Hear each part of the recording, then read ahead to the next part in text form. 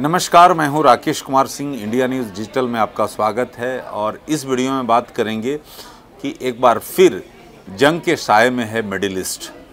Gaza से Israel पर rockets की जिस तरह से बौछार की गई, उसके बाद इजराइल ने, जो सूत्रों से खबर आ रही है उसके मुताबिक के इस पूरे मामले को लेकर इजराइल ने युद्ध की घोषणा कर दी है। और अगर समाचार एजेंसी की माने तो शनिवार तड़के फ़िलिस्तीनी आतंकियों ने इजराइल के क्षेत्रों पर दर्जनों रॉकेट दागे हैं, जिसमें एक महिला की मौत हो गई है। इस हमले के बाद इजराइल ने युद्ध की घोषणा की है और इजराइल सरकार ने अपने नागरिकों को घर के अंदर रहने की सलाह दी है। ख़ास बात यह है कि जिस तरह से इजराइल और हमास के बीच ये पहली दफ़ा नहीं है कि इस तरह की घटना होना, लेकिन गाजा पट्टी की तरफ से इजराइल के कई रिहायशी इलाकों पर रॉकेट दागे गए हैं और इजराइल की सेना ने कहा है कि हवाई हमले को लेकर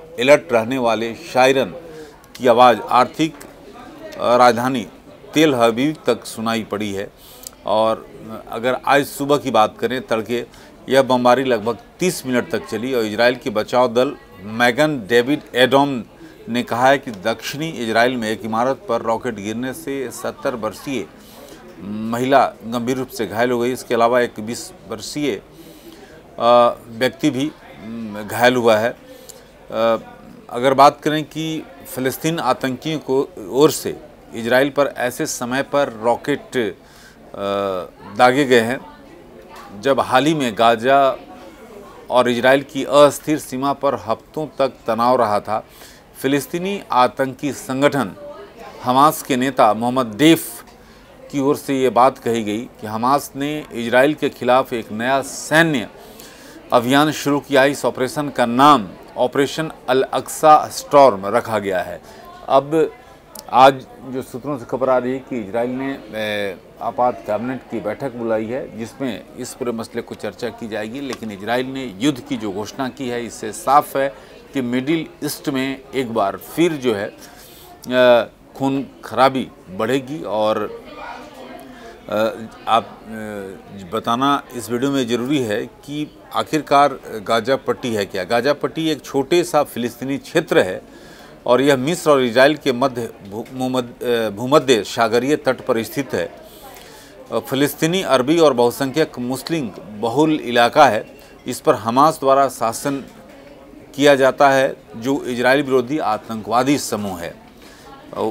वो यूं क्योंकि फ़िलिस्तीन और कई जो मुस्लिम देश इजराइल को यहूदी राज के रूप में स्वीकार करने से इनकार करते रहे हैं, तो 1947 के बाद यूएन ने फ़िलिस्तीन को एक यहूदी और एक अरब राज्य में बांट दिया था, जिसके बाद से फ़िलिस्तीन और इजराइल के बीच जो है संघर्ष लगातार जारी है। और इस संघर्ष इसलिए महत्वपूर्ण है क्योंकि पिछले ही कई हफ्तों की बात करें तो वहाँ पर तनाव था और तनाव काफ़ी दिनों बाद उसको शांत हुआ। लेकिन जिस तरह से हमास की ओर से रॉकेट की दर्जनों बौछार की है, उसको लेकर इजराइल ने इसे गंभीरता से लिया है और युद्ध की घोषणा की है। अब ये देखना होगा कि हमास के जो ठिकाने हैं उस पर इजराइल की ओर से जो हवाई हमले किए जाएंगे।